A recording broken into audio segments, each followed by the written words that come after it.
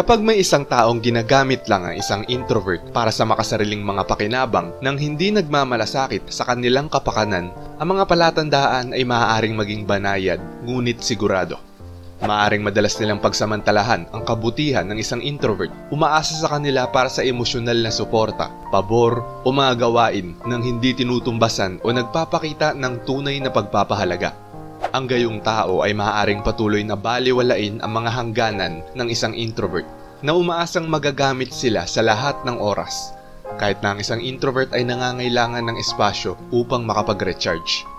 Madalas silang nangingibabaw sa mga pag-uusap, hindi binibigyang pansin ang mga iniisip o nararamdaman ng isang introvert at nakikipag-ugnayan lamang kapag nakikinabang ito sa kanila.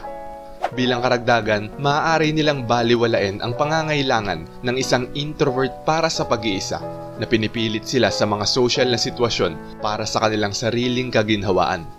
Sa paglipas ng panahon, ang relasyon ay nagiging one-sided, na ang introvert ay nagbibigay ng higit pa kaysa sa kanyang natatanggap, na nagiiwan sa kanya ng pakiramdam ng pagka-drained at hindi pinahahalagahan.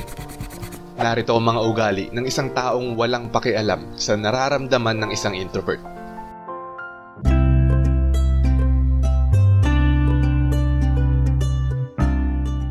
Number 1. One-sided.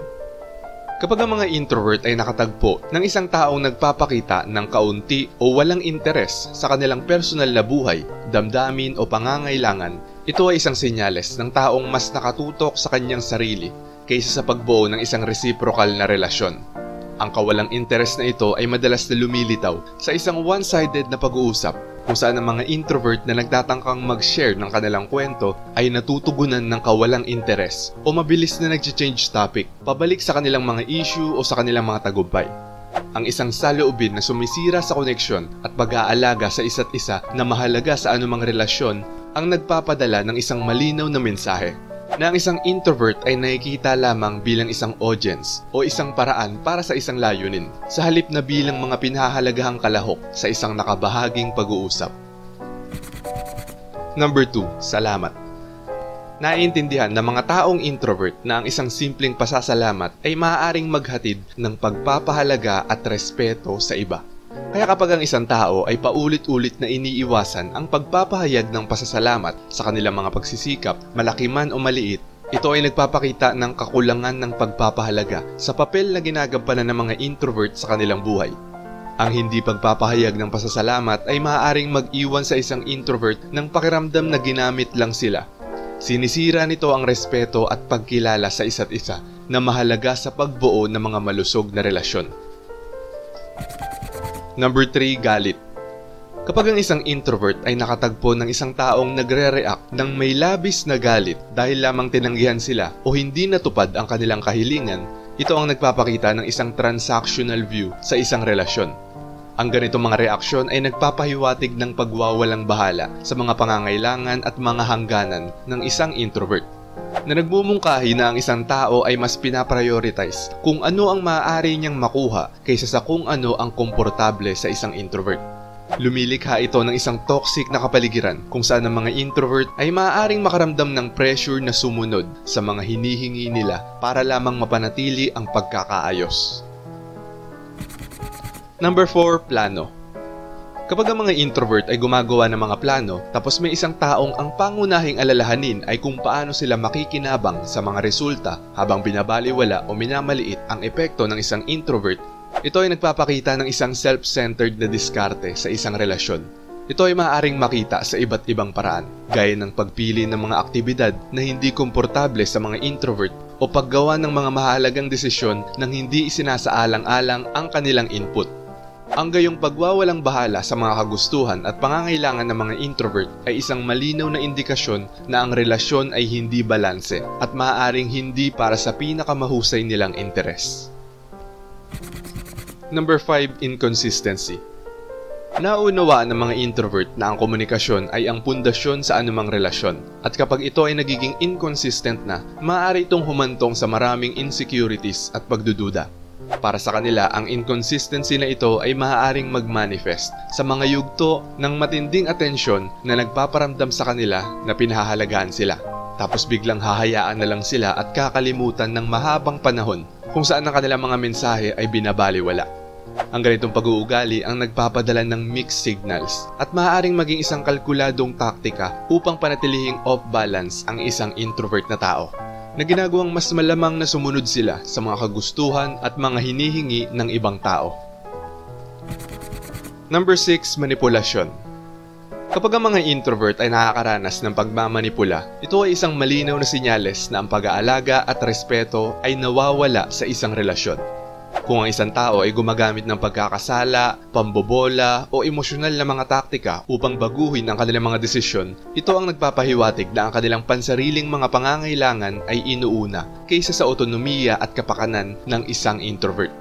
Ang banayad na paraan ng kontrol na ito ay maaaring mahirap matukoy sa simula at madalas itong nagiiwan sa mga introvert ng pakiramdam na obligado, pinipilit o hindi sigurado sa kanilang mga desisyon. Number 7. Magkasalungat. Kung paano tinatrato ang mga introvert sa publiko kumpara sa mga pribadong setting ay maaaring magbunyag ng marami tungkol sa tunay na intensyon at damdamin ng isang tao sa kanila. Kung mapansin ng mga introvert ang isang malaking pagbabago sa pag-uugali, tulad ng isang taong mapagmahal sa pribado ngunit lumalayo o dismissive sa publiko o vice versa, maaari itong magpahiwatig na ang relasyon ay ginagamit lang para sa kasiyahan ng isang tao kaysa sa genuine na pangangalaga. Ang pagkakaibang ito ay maaaring parehong nakakasakit at nakakalito na nagiiwan sa mga introvert na hindi sigurado tungkol sa tunay na katangian ng kanilang relasyon. Number 8. Suporta. Ang isa sa mga pinakanakikitang palatandaan na ang isang tao ay walang pakialam sa isang introvert ay nawawala sila sa mga oras na kailangan sila. Kung ang isang introvert ay nahaharap sa mga hamon ng mag-isa sa kabila ng pagsasabi ng isang tao na nandyan lang sila lagi para sa kanila, maaaring panahon na para i-assess ng mga introvert ang lalim ng pangangalaga at commitment ng taong yon.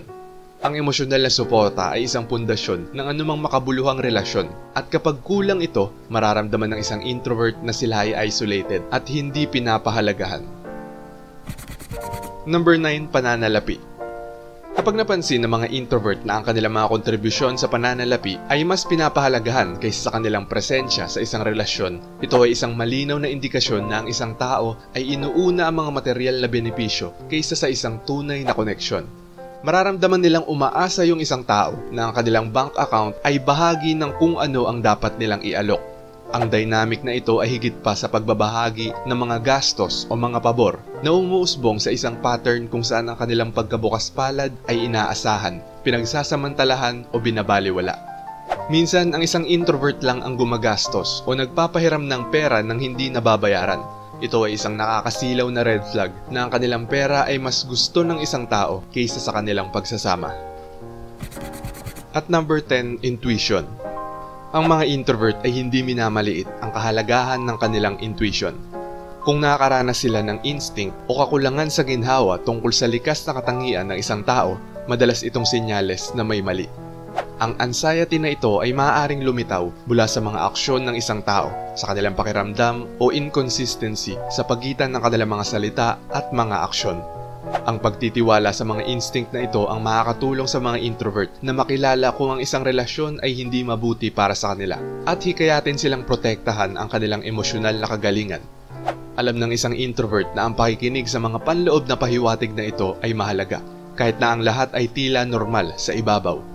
Ang pag-unawa sa mga palatandaang ito ay higit pa sa pagtukoy ng mga red flags. Binibigyang kapangyarihan nito ang mga introvert na makahanap ng mas malusog at mas kasiyasiyang relasyon. Ito ay isang paalala sa kanila na unahin ang kanilang kapakanan at mamuhunan sa mga relasyon kung saan ang respeto sa isa't isa, pangangalaga at pagsisikap ay hindi lamang inaasahan, ngunit sinusuklian din.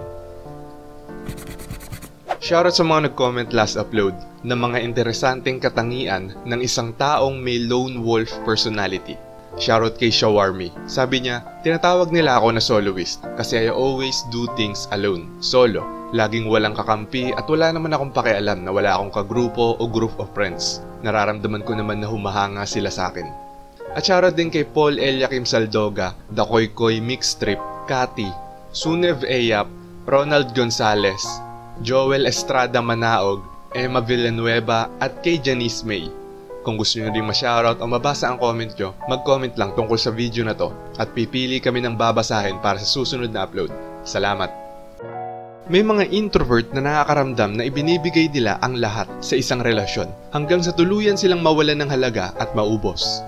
Sa isang mundo kung saan ang mga koneksyon ay maaaring maging panandalian o malalim, mahalaga para sa mga introvert na makilala ang mga taong tunay na nagmamalasakit at mga taong ginagamit lang sila bilang isang paraan sa kanilang pansariling mga layunin. Ang isyong ito ay hindi limitado sa mga romantikong relasyon, ngunit umaabot sa lahat ng uri ng koneksyon, pagkakaibigan, ugnayan ng pamilya at maging mga profesional na relasyon. Mahalagang kilalanin kapag ang balanse ng give and take ay nagbabago patungo sa mas madalas na pagkuha. Sa pamamagitan ng pag-unawa sa mga palatandaang ito, mapoprotektahan ng mga introvert ang kanilang emosyonal na kagalingan at unahin ang mga relasyon na tunay at patas na sumusuporta. At bagamat mahirap harapin ang katotohanan na ang isang taong pinahahalagahan mo ay maaaring ginagamit ka lang, ang pagkilala sa mga palatandaang ito ay isang mahalagang hakbang tungo sa pagprotekta sa emosyonal na kalusugan at pagbibigay daan para sa mas tunay at sumusuportang mga relasyon. Alam mo ba ang lone wolf personality at ang kaibahan nito sa introvert personality? Panoorin mo sa video na to.